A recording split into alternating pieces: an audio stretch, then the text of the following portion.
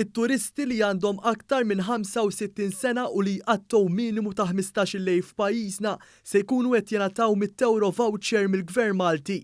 Dan propju tħabbar f'konferenza tal-aħbarijiet bit-tema Gvern għan-Nies mill-Ministru għat-Turiżmu Clayton Bartolo fejn saħaq li din l-iskema b'investiment ta' €1,000,000 tikkumplementa l-ħidma tal-Gvern fl-irkupru tas-settur turistiku f'Malta.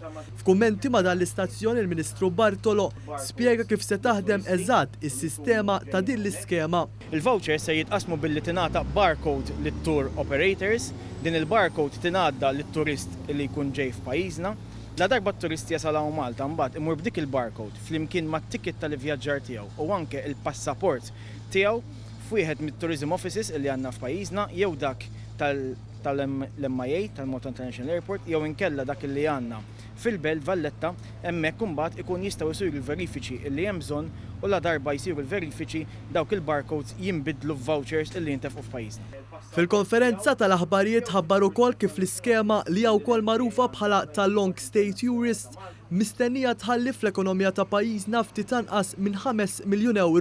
Preżenti iċ-Chairman tal-Awtorità Maltija tat-Turiżmu Gulija għal kif skemi simili se jattiraw aktar turisti lejn pajjiżna fix-xhur tax-xitwa. Daw l-iskemi li qegħdin inwettqu sensiela matul dawn l-aħħar xhur u ġimgħat u mantiżi sabiex naturalment jixprunaw aktar turiżmu lejn pajjiżna f'dan il-perjodu ta' irkupru, però wkoll u antiż sabiex jixpruna t-turiżmu mhux biss fis-sajf imma anki f'dak li aħna nsejħu shoulder months u xhur tax-xitwa.